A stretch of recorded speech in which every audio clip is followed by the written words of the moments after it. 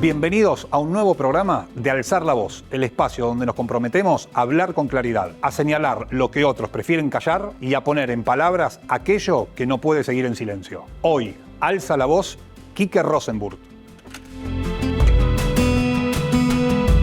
Argentino, radicado en Israel hace más de 20 años. Trabaja en proyectos de desarrollo social y resiliencia comunitaria. Tras los ataques del 7 de octubre de 2023, fue mediador entre los familiares de los secuestrados argentinos y el expresidente Alberto Fernández. Hoy acompaña a comunidades afectadas por la guerra.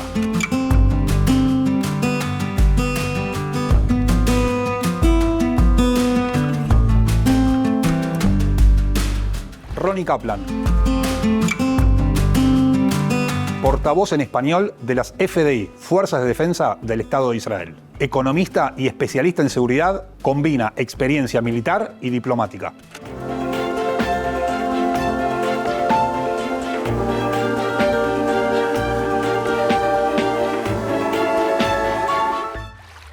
Esto es Alzar la Voz, porque el silencio no es una opción.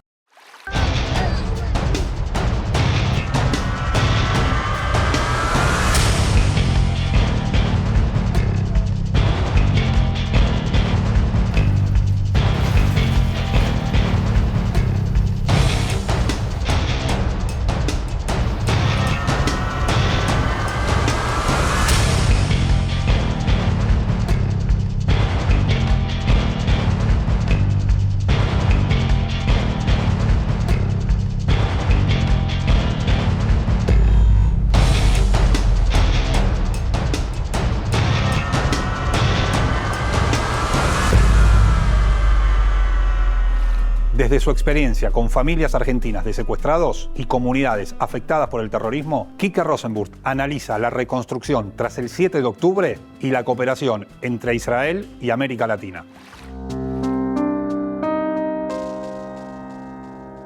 Bienvenido, Kike. Un gusto y un placer muy grande tenerte aquí en Alzar la Voz.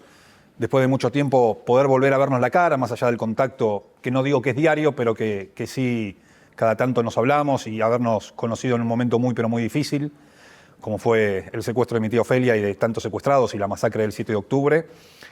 Lo primero que me gustaría es que le cuentes a la gente, ¿quién es Kike Rosenburg? Hola Hernán, Kike Rosenburg, 44 recién cumplidos, rosarino, argentino, israelí, padre de 3, emprendedor social y una persona que le gusta mucho ayudar al prójimo. Voy a contarle a la gente para que sepa un poco, como para introducir. Nos conocimos en una circunstancia muy especial. Vos, como representante de los familiares de los secuestrados el 7 de octubre, tuviste un acercamiento muy especial en aquel entonces con el presidente del país, que era Alberto Fernández, y a partir de allí empezamos a tener nuestro contacto. ¿Qué significa ser representante de los familiares de los secuestrados? La verdad que a pesar de tener un máster de la Universidad Hebrea, nunca uno se prepara para eso, porque no soy mediador de profesión. Simplemente el 12 de octubre del 23, cuando Biden hace el discurso del Don't, que le amenaza realmente a Irán a no meterse en la guerra y empieza a contactar a los familiares de secuestrados de origen estadounidense. Me contacta Dalia Kusnir, que es la cuñada de Eitan y Yair Horn, amiga, esposa de Amos, que son amigos, y me dice: Kike, me tenés que conseguir al presidente de Argentina. Nosotros también, hay muchos secuestrados de origen argentino, secuestrados y desaparecidos en ese momento, y tenemos que hacer una reunión. Y en el momento empecé a pedir a todo el mundo el teléfono, y en el momento que conseguí el teléfono y le escribí en ese momento al presidente, también paralelamente contacté acá a la embajada a Francisco Propepi, armamos el Zoom. Y el 15 de octubre de 2023 se hizo el primer contacto con el gobierno argentino de ese momento. ¿Cómo fue la respuesta del gobierno y del expresidente Alberto Fernández en aquel entonces? Mira, en ese momento puedo recalcar que tanto, como dije, la embajada y el consulado se puso a disposición, por medio también y con la Cancillería. En su momento realmente fue un diálogo bastante empático y se puede decir que realmente escucharon y, más allá de la complejidad de la guerra, entendieron que acá había una cuestión humanitaria, que realmente el terrorismo no podía ganar y Argentina debía reclamar a la comunidad internacional, a la Interpol, a la ONU y en conjunto también con el gobierno israelí para la liberación de los rehenes. Hicimos dos Zoom con el gobierno anterior y era un contacto, puedo decir, bastante fluido y realmente también se dieron liberaciones en noviembre del 23, que ahí salió tu tía Ofelia y salieron realmente otras personas. Y después en diciembre, cuando cambió el gobierno y comenzó el gobierno de Javier Biney, el contacto con el gobierno y después con el embajador Axel Wanisch, el contacto siguió pleno y seguimos trabajando codo a codo. Como puedo decir, de manera unánime, Argentina estuvo y está realmente a favor de la liberación de los secuestrados y de la vida. ¿Cómo es estar con los familiares que sufrieron el secuestro de alguien muy cercano en el día a día? Dalia, en el momento que me contactó, ella armó un grupo junto a otros familiares, que era un grupo de familiares de secuestrados y desaparecidos. El único que no tenía a nadie secuestrado o desaparecido como familiar era yo, y realmente me recibieron con los brazos abiertos. Yo no era una persona que venía con una historial de hacer esto, pero sabían que era una persona que iba a dedicarme a estar con ellos, con total empatía. Mi profesión es trabajador social, así que realmente en ese sentido, siempre con respeto, siempre con empatía, siempre entendiendo lo que está pasando y sabiendo que cada familia está viviendo su propio calvario.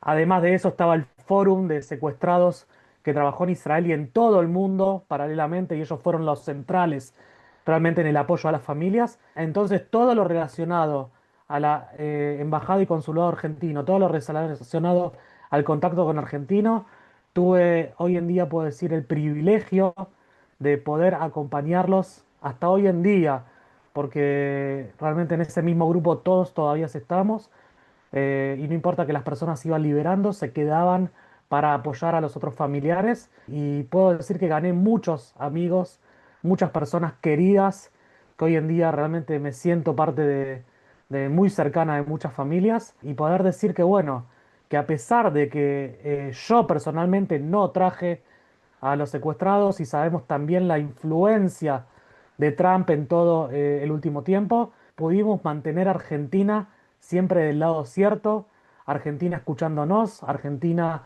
visitando Israel, Argentina con una embajada y consulado abierto, totalmente empática con las familias. ¿Cómo es acompañar el dolor de estos familiares? ¿Tenías contacto cara a cara? ¿Se sentaban a tomar un café? ¿Los visitabas en las casas? ¿Te llamaban las 24 horas? Porque, en definitiva, vos también, desde lo individual, desde un ser humano, judío, israelí, argentino, sufriste esta masacre. Pero ¿cómo hacías para poder convivir con las dos cosas, lo que te pasaba a vos y lo que tenías que hacer para contener a los familiares? Mira, a tu prima Natalí la conocí en los primeros días porque agarré el auto en el medio de las misiles que tiraban, y de hecho la primera visita al hotel ahí donde estaban evacuados en Herzliya, la fui a visitar, la conocí, ahí nos abrazamos y lloramos y realmente fui conociendo familia por familia.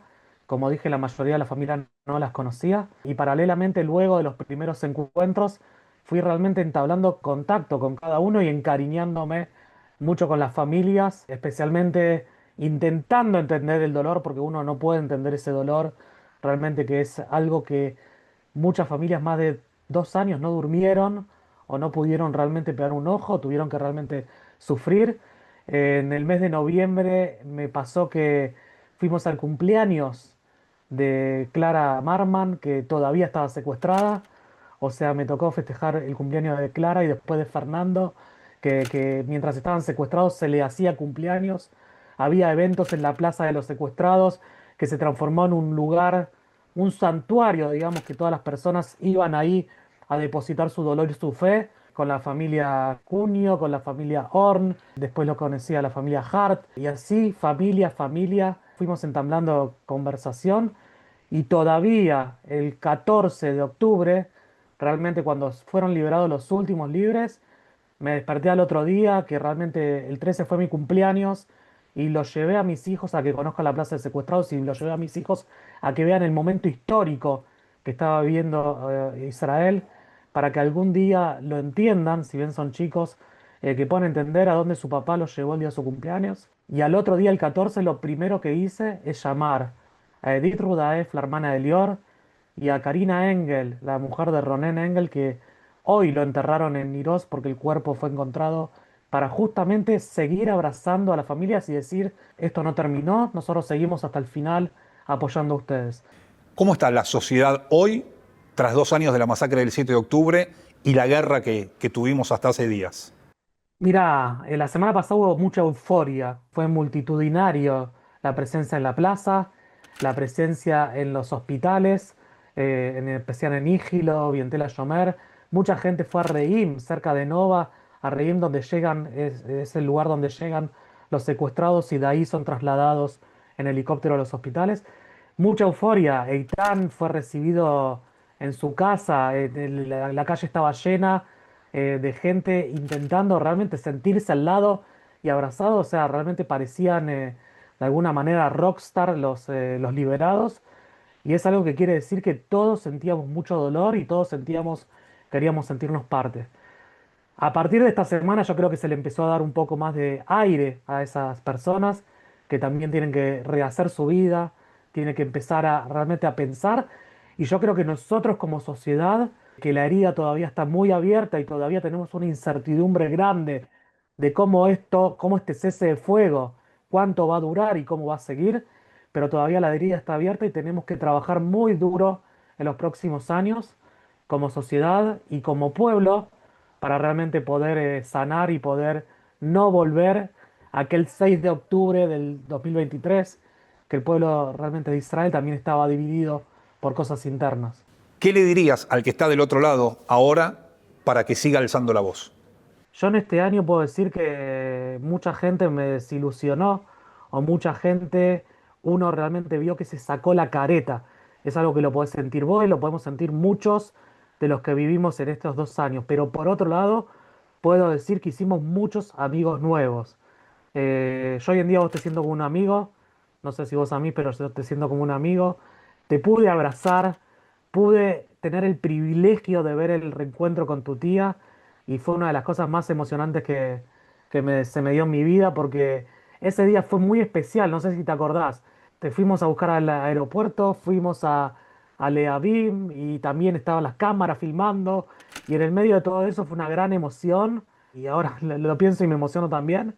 Y me acuerdo que el día, en el momento, que el momento más feliz, a la media hora estaba en el entierro de Ron Sherman, que es el primo del pariente de Lon Gieco, y en el mismo día a la noche, que realmente que salía toda la nota y estábamos muy felices, apareció realmente que Alon Shimbris y otros 2 secuestrados más lamentablemente estaban muertos, y es una mezcla de sentimientos que la tenemos que vivir día a día. Y eso para mí es alzar la voz, es decir, no tener miedo de realmente estar por el lado de la vida.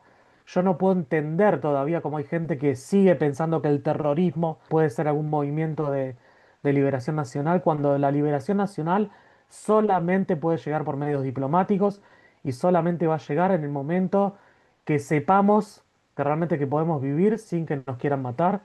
Soy una persona totalmente pacífica, pero entiendo que el 7 de octubre la mayor gente que fue asesinada y muerta era gente que creía, y yo creo que siguen creyendo en la paz. Quique, te admiro, te felicito por tu trabajo. Gracias por estar cerca de los familiares que necesitaban en su momento y que siguen necesitando la compañía. Te mando un abrazo muy grande, que reine la paz en Israel, en Medio Oriente, y que vuelvan los que quedan volver. Un abrazo muy, muy grande y gracias por tu tiempo.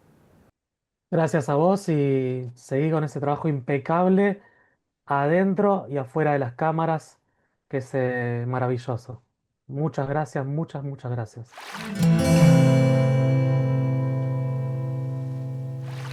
El vocero en español de las FDI, Ronnie Kaplan, explica la situación actual del país, la reconstrucción y los desafíos de seguridad. Es un placer y un honor muy grande volver a reencontrarnos después de mucho tiempo, tener a Ronnie Kaplan aquí en Alzar la Voz, en este programa que muestra un poco todo lo que sucedió a partir del 7 de octubre y todo lo que nos pasa a cada uno como seres humanos. Yo sé quién sos, pero la gente que está del otro lado, no todas saben quién sos, entonces quiero preguntarte y que le cuentes a la gente, ¿quién es Ronnie Kaplan? Un gusto estar contigo, Hernán. Gracias por tenerme. En los últimos 2 años soy el portavoz de las Fuerzas de Defensa de Israel para la prensa internacional en español, cosa que hacía también en la época en que yo estaba en el ejército, hasta prácticamente el año 2014, y hoy en día lo hago como reservista. Es decir, nosotros somos personas civiles que el día 7 de octubre nos llamaron a la reserva, entramos al ejército y estuvimos allí de forma ininterrumpida. Hoy es un poco más intermitente. Estoy casado con mi mejor amiga hace 19 años casi. Tengo 6 hijos, 5 mujeres y un varón. Y tengo también una vida civil, digamos que tengo que intentar llevar adelante también en paralelo la vida militar. Esta es la vida de los reservistas acá en Israel, donde soy director general de una compañía que fundé. ¿Cómo estás hoy? ¿Cómo te sentís hoy, después de 2 años que llevamos de la masacre del 7 de octubre? Sigo preocupado, obviamente, por lo que puede llegar a ser el futuro, la seguridad de Israel, pero sigo manejando una cuota de pesimismo con lo que puede llegar a ser el futuro. Pero la verdad que a partir del pasado 13 de octubre, que salieron los últimos 20 rehenes con vida que quedan en la franja de Gaza, si bien siguen quedando rehenes asesinados al día de hoy, pude, como que dice, volver a respirar, ¿no? O sea, volver a respirar porque teníamos esa deuda, esa promesa que le habíamos hecho acá a la población en Israel de que iban a volver. Y esto me tiene, la verdad, que muy feliz, me tiene muy alegre, pero obviamente, vuelvo a repetir, vamos a seguir adelante hasta que vuelvan los últimos, porque no puedo dejar a nadie atrás. En paralelo también pienso que el Medio Oriente hoy es un lugar que es más estable, que es más seguro, que es un lugar donde hay un camino quizás el día de mañana para una especie de tranquilidad, una especie de seguridad, y ojalá, quien dice, más adelante se pueda llegar a hablar de paz.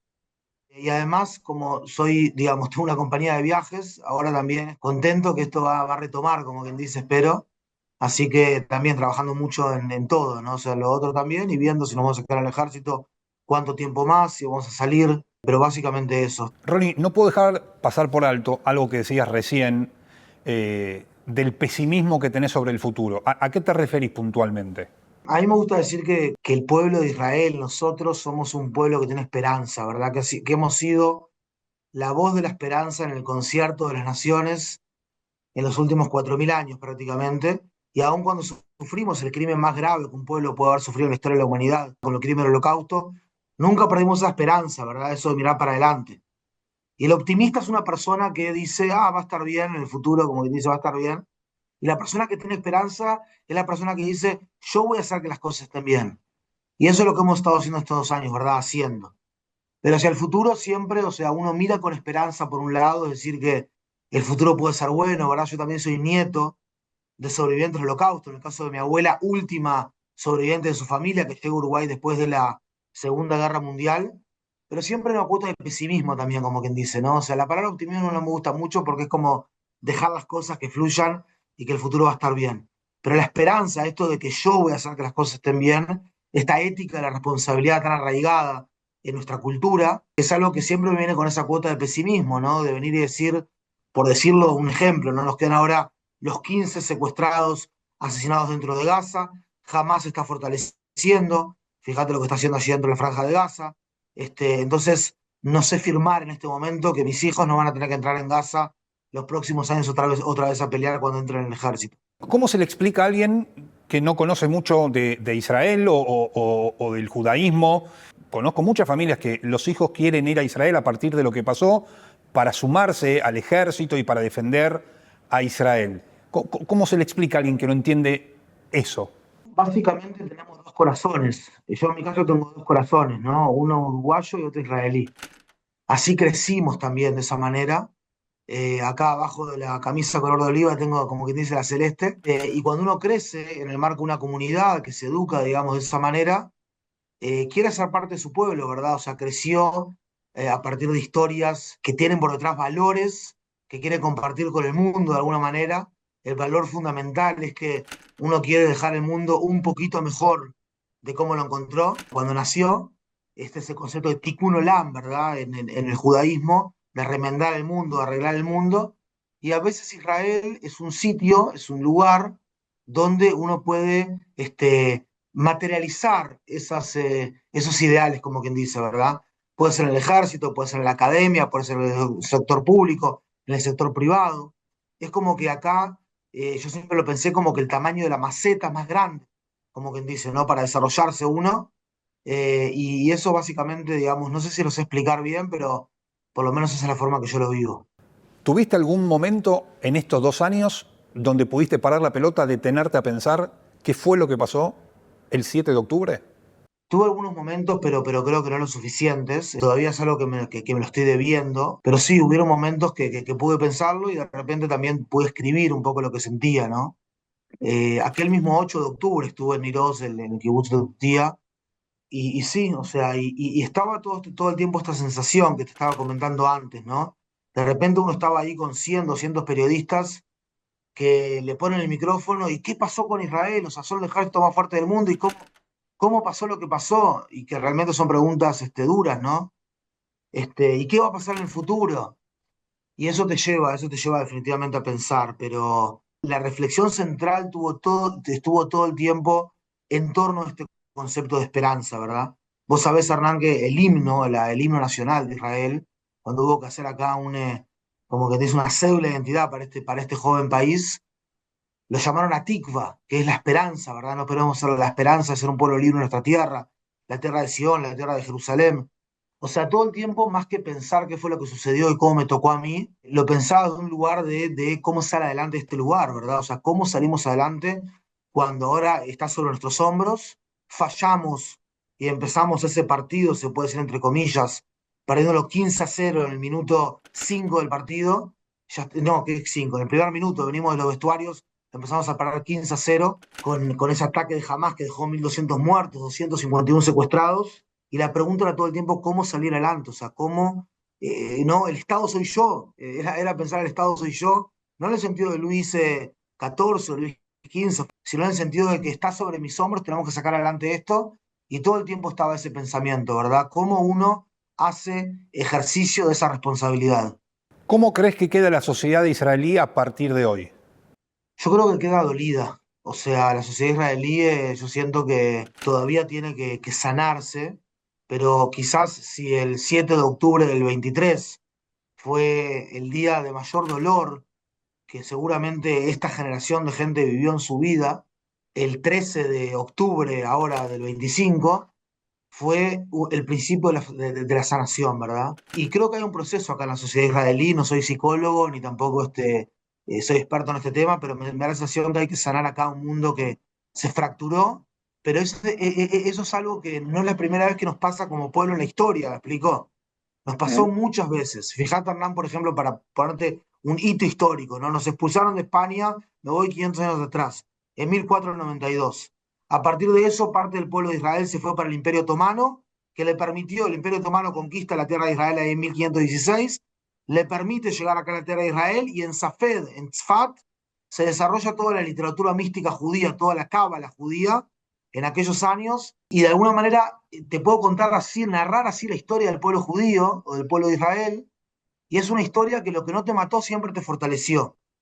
Vos como uruguayo, como latino, que te ha tocado salir de Israel, nos hemos encontrado en Uruguay hace un tiempo, eh, tal vez lo puedas percibir, porque además tenés familia, tenés conocidos.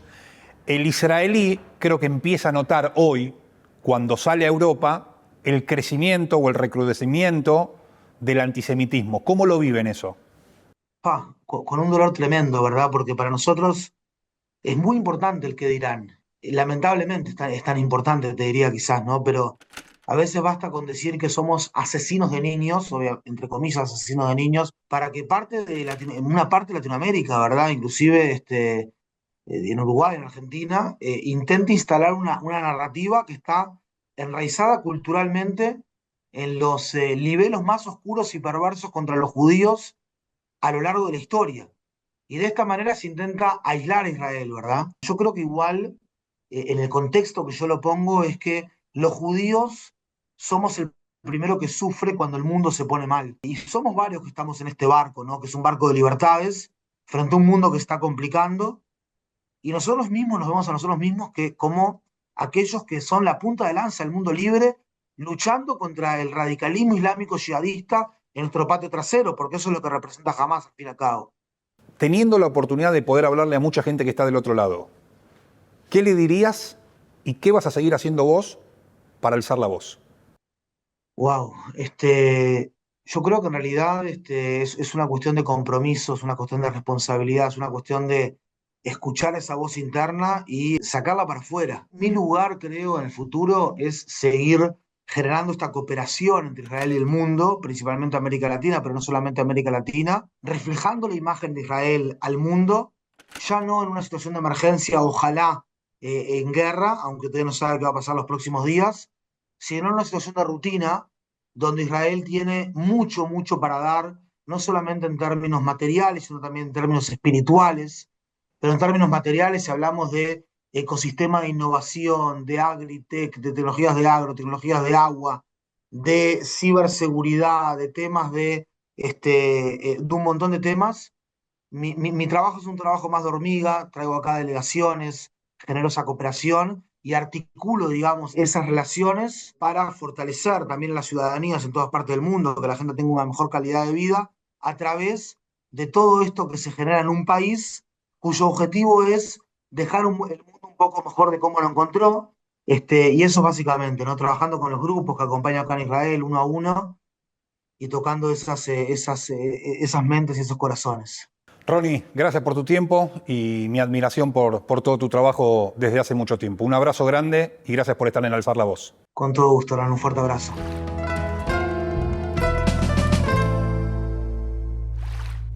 Llegamos al final del programa y nuestro compromiso sigue más vivo que nunca.